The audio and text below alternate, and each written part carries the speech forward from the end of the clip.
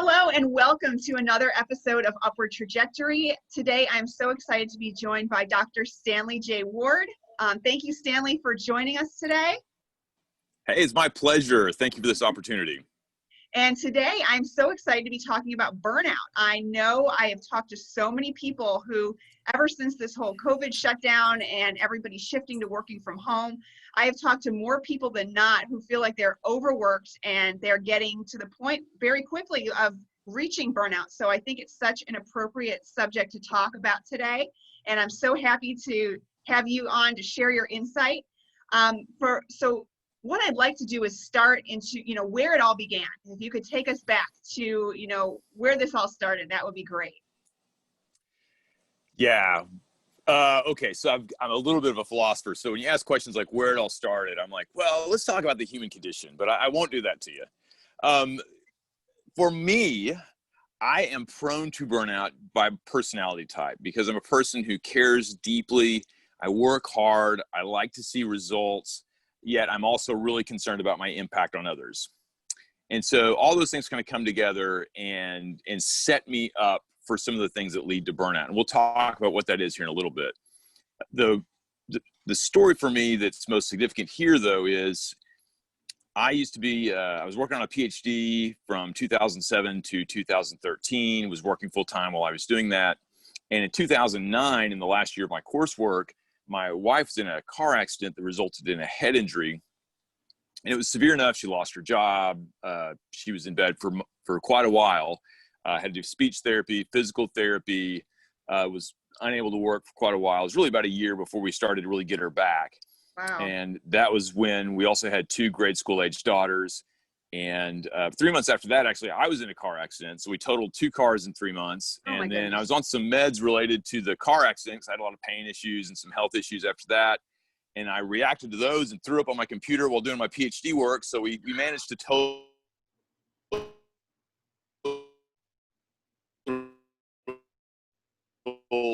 2 cars and a computer press there. I also, my mom, I'm an only child. My mom was having some severe issues and health issues then as well. So there's just a lot of pressure going on during this season. So I finished my PhD finally in 2013, managed to get through all that. And a week after defending my dissertation, I land in the hospital with a severe bowel obstruction. And the docs basically say, this shouldn't happen to you. You're 40, you exercise, you're healthy. Like this makes no sense. And so I spent about 2 years fighting a lot of issues related to just the ability to eat solid food. Oh, wow. And you can imagine, the complications that come from that. Absolutely. So finally, 2015, we went to the Mayo Clinic and because we got some pretty dire news in our local diagnosis. And after 2 weeks of poking and prodding from the best medical minds on the planet, the doctor sat me down and said, Mr. Ward, tell us about how you deal with stress. And I thought, you have got to be kidding me, right? Surely this is not what this is. And so for me, that experience was a wake-up call to what stress can do to a person, because it had essentially shut down, kind of from the esophagus down for me, was seizing up because of stress. Unbelievable. Yeah. And so I began to learn things like Tai Chi, mindfulness meditation, being more intentional with things like gratitude. I mean, I come from the Christian tradition, be joyful, always pray, continually give thanks in all circumstances, for this is God's will for you in Christ Jesus. That's 1 Thessalonians. So, I mean, Amen. So I tried to practice some of this stuff before, but that was a real wake-up call for me. And even after that, going through seasons of being unhappy with my work product and feeling the consequences of that emotionally, or feeling the consequences of disconnecting from the people around me, all of that relates to burnout. Why? Okay, let me give you this metaphor, and then I'm going to stop talking. The metaphor is this. Let's talk about the difference between burnout and worn out. So imagine a gasoline engine, okay? When that engine runs out of gasoline, it basically says, bum, bum, bum, bum, bum, bum, and stops, right? And in order to go again, we simply need to refuel it. Okay, that's being worn out, Okay. right? We rest, refresh, we're refueled, we can go back to work. Burnout happens when that same engine is running without oil, because that engine can still run, even though it's lacking the thing it needs to run well. And in the process, it does damage to itself. And the longer it runs without oil, the more severe the damage is, until eventually the engine just breaks. It's no longer able to function. I love that. So it's so true. It's so true. We can think we're doing well, and just because we're still functioning doesn't mean we're doing well. Yeah. And so that's why I share that story. Basically from 2009 through 2013, I was continuing to either run on fumes or beginning to run on the things that, some of the darker emotions. I mean, I started struggling with a lot of anger issues. Thankfully, I was able to wake up to that and realize, I do not want I've got 2 daughters, and I thought, their statistics being what they are, they will probably marry someone like their dad. That tends to happen. And I don't want them marrying this guy. So I'm going to go get help. I'm going to get some change on this. All those things. Yeah. All those things were happening and waking me up to the consequences of how we manage stress and what we can do to ourselves. Yeah. Wow. So how did this turn from stress to burnout as your focus? Is that what you think the core problem is with stress, is the burnout factor of it? Yeah, I never intended to be a stress researcher or to be a stress coach by any means. Although again, I am prone to it. So physician, heal thyself, right? But what I found is the clients that I care about most really care about the people in their organization, as well as that drive to get results and see the organization succeed. All of them were dealing with some variation of burnout in my coaching work. What we know about burnout, and I'm drawing on material from the work of Christine Maslach.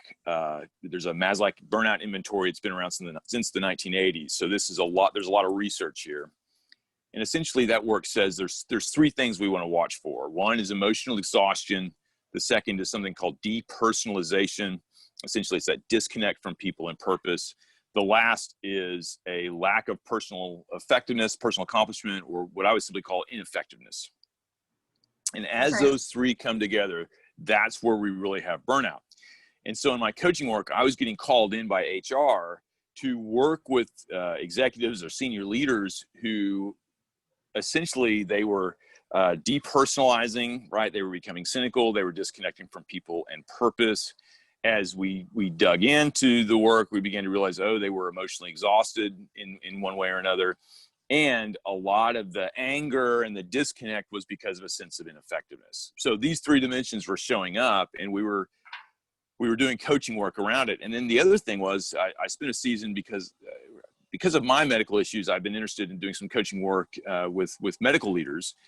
And as I began to look at the leadership challenges they faced, all of those challenges were leading to burnout. And I thought, okay, I really need to speak to this issue. Wow. Yeah, I think it's a huge problem. I think that our society and our country as a whole is dealing with it. And I think the more technology that comes, it used to be, you leave your office, you leave your work, right? And now we bring it home with us on our laptops and our cell phones. And it just seems this 24/7 constant barrage. You can't disconnect. You feel like you're going to miss something or somebody's going to be disappointed. Where do you start? Because I feel like this is such a huge issue right now with so many people. I heard 2 things there. You feel like you're going to miss something, or you feel like you're going to disappoint someone. Yes. You just spoke to ineffectiveness. You feel like you're going to miss something. You feel like you're going to upset someone, depersonalization. Right. And you spoke about the fact that you're feeling on 24/7, right? And so you can't get away, you can't rest. There's your emotional exhaustion. So you actually just kind of hit on all 3 of the pieces in your question. Yeah, isn't that neat? Good news and bad news. So in the book, I talk about small experiments. I'm a big believer that small experiments can lead to big changes. And the reason I talk about small experiments, and by the way, I got some pushback from some of the initial reviewers of my book because they're highly driven, success-oriented folks. And like, small experiments, that's wimpy. We want to talk about big achievements. I'm like, well, hang on, buddy. Let's remember, when you're emotionally exhausted, do you really have the energy to swing for the fences every time? Good point. Right?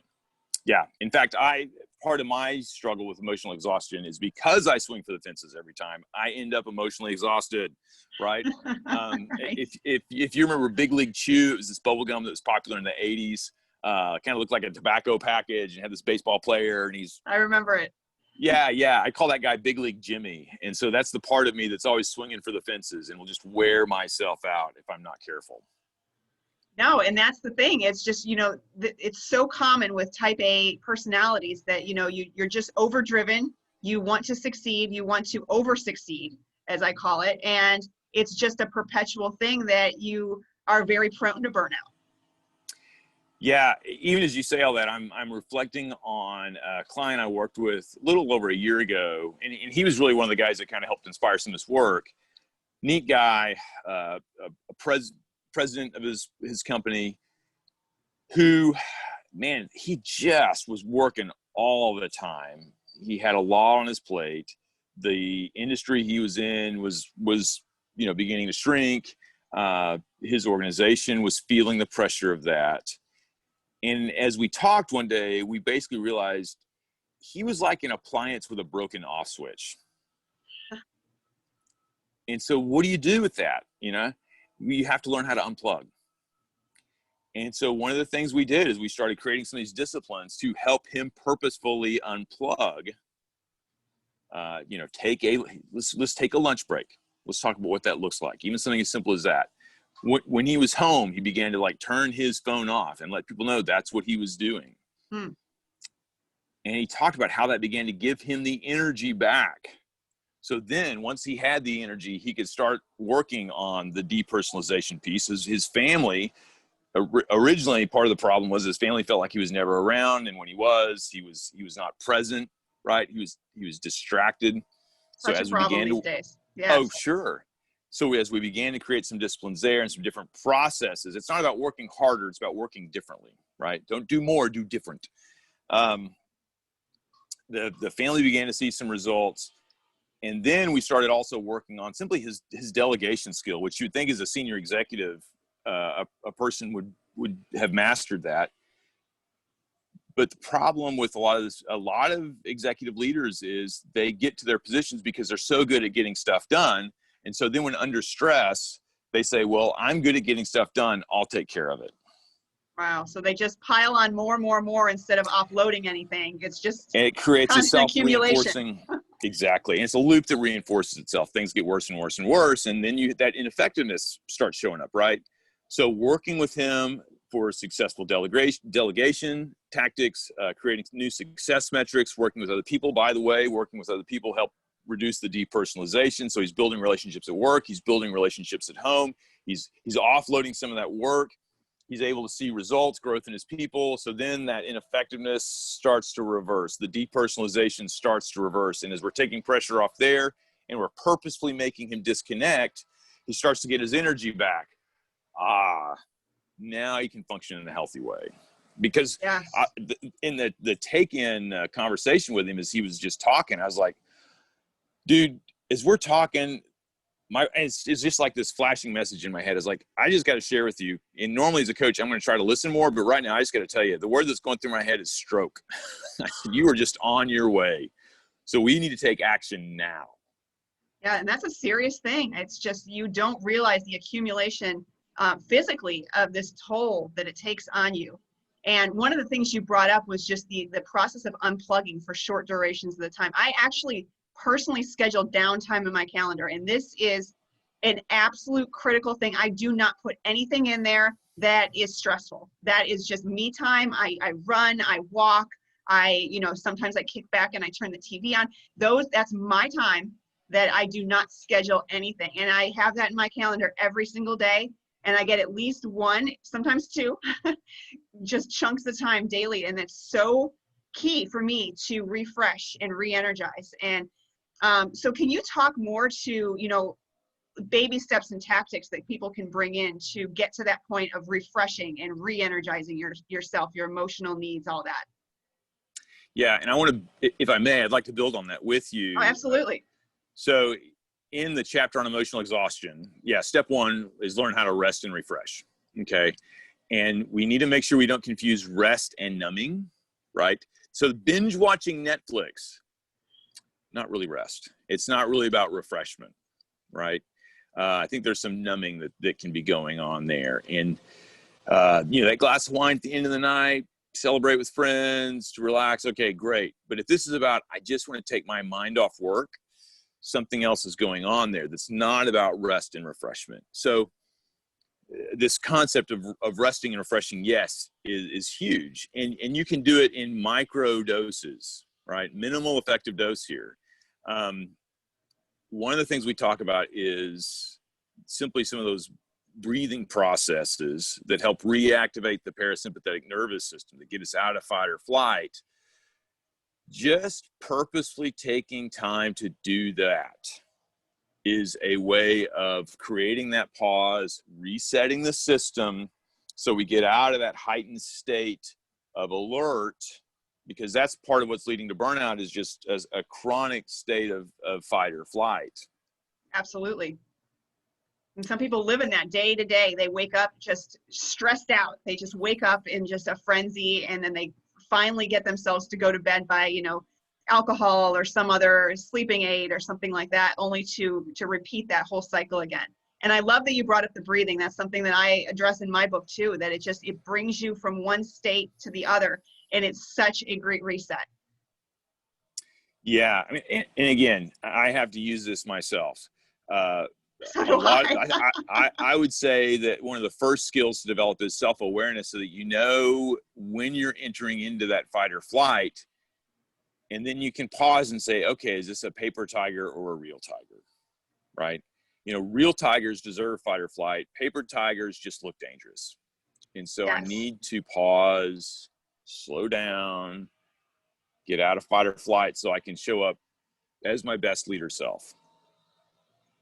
Absolutely. So I know there's people out there that are thinking, but this is the expectation of my job. How am I going to, I've got zero time to incorporate anything into my schedule. I'm literally, from the second I wake up to the second I go to bed, just completely full schedule. What do I do to implement this in little bits that maybe hopefully don't take up much time? Okay, we're going to find 21 seconds. Okay, 21 seconds is not much time. Yeah. And what we're going to do with that 21 seconds, right, is we're going to put our feet on the ground. We're going to feel our feet connected to the earth. We're going to put our hands in our lap. Before we do this, we got to know how we're doing our breathings. And I'm sorry if this is redundant, that you've covered this before with listeners, but we're going to pay attention, when I breathe, put my hand on my chest, my hand on my belly.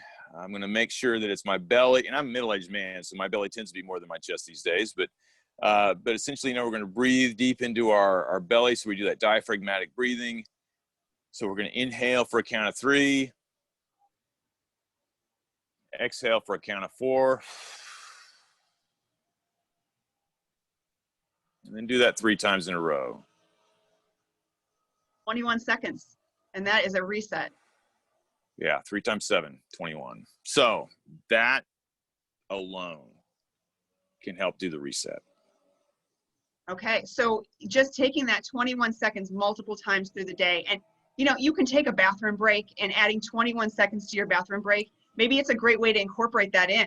Just add that 21 seconds in there. Nobody's going to know that you just by chance don't take another 21 seconds in the bathroom. So it might be a great way to integrate that into your day. Just every time you go to the bathroom, you do this until it becomes a regular habit. And I'm a big believer in what I call designed alliances. Let's talk about how we work together, what we need to accomplish. And so sometimes it's fine to say, when that person comes in, they've got a big issue, you can feel it activating you, to say, okay, what you're bringing to me is really important. I want to give you my full attention. I need just a minute to recollect. I need just a minute to refocus. Can you give me a minute to refocus? Take your 21 seconds, get refocused, and then you can address the issue. And in doing that, you're really role modeling leadership, by the way. You're showing people what it looks like to manage stress, and hopefully building capacity in your organization by doing that. Yeah, and it's realistic too. You cannot go from one thing to the next without pause. And so many of us are doing exactly that. We are just going from one to the next, and we are so busy at being busy. It's just an epidemic Well, it's a right now. status symbol. Yeah, busyness is a status symbol. If you're not busy, people are going to think, "Gosh, what kind of life are you living? You're not living your whatever." How many people do you talk to and say, "How's it going?" "Oh, I'm just so busy." Well, okay. What if we were to say I'm being purposeful? What if we were to say I'm being intentional rather than I'm just busy? Great shift. I love that. Yes. And it brings you back into the present too. And it's just the stress comes, the anxiety. I talk about this in my book. The anxiety comes from forward thinking. Depression comes from thinking into the past. We got to center ourselves on the present because the present is where it's all at. Yeah. So the Center for Creative Leadership has done some work to distinguish between pressure and stress. And so their research would say, pressure is inevitable, right? We live in a world that places demands on us. You're talking about those organizations that just expect results. Well, yes. However, what shifts pressure into stress is when we ruminate on the pressure. We get stuck in the pressure. We're not taking action. We're mulling it over in our heads. We're beginning to feel that tightness in our body. And I think a lot of those digestive issues for me were related to just rumination beginning to express itself in a really physical way. Yeah, negative thought patterns will do that. Yeah, and so as you say, that ruminating, a lot of it is looking at the past. I made a mistake. Oh my gosh, what's going to be the consequence? Or I made a mistake. Gosh, I am a mistake. I mean, it's easy to make that shift. Whereas to rest and refresh or to use reflection is to say, okay, what did I learn? Tuition is what I pay in order to learn something, right? So, okay, there was a mistake I paid. What did I learn? Okay, how can I use that moving forward? Let's shift into thinking about moving this forward. Okay, now I'm going to ground myself and I can go and take action. Awesome. I love it. Well, can you tell us the name of your book? Sure. How to Beat Burnout for Yourself, Your Family, and Your Team. The reason we have that name is because for me, I feel like self-care is selfish. I mean, I know rationally it's not, but for whatever reason, I guess the way I was brought up or something, it's hard for me to talk about self-care without feeling a little selfish. So I motivate it. I say, look, this self-care thing is about taking care of me so that I can take care of my family and I can take care of those I lead. Yes, that's what's going to motivate me to do the self-care. And in that same analogy, I love the, put your face mask on first before you help others. I always have to remind myself, get my face mask on first before I help others, because it's so true. If we can't take care of ourselves and we're not in the right place, we can't help others. We're going to just burn out very quick. Yeah. Yeah. And so this dance of learning how to manage ourselves without just completely neglecting others, right? To manage ourselves so we can be fully present for others. Yes. Well, this has been a great conversation. I know that there's so much value here. I love the 21 seconds. I think that people can easily integrate that multiple times into their day and make it, put it on your calendar and get it into your day. 30 days makes a habit. So that's all it takes to get that ingrained. And once you start doing this on a regular basis, I'm sure you're going to see great results. If anybody would like to contact you for further information or anything that they need, how would they go about doing that? Yeah, just go to stanleyjward.com, and there they'll find a contact form as well as links to various projects that I work on. Awesome. Well, Stan, it was great having you on today. Thank you so much for being here. And thank you, everyone. Thanks so much for joining us on another episode of Upward Trajectory. We will have another one coming soon. Have a wonderful rest of your day.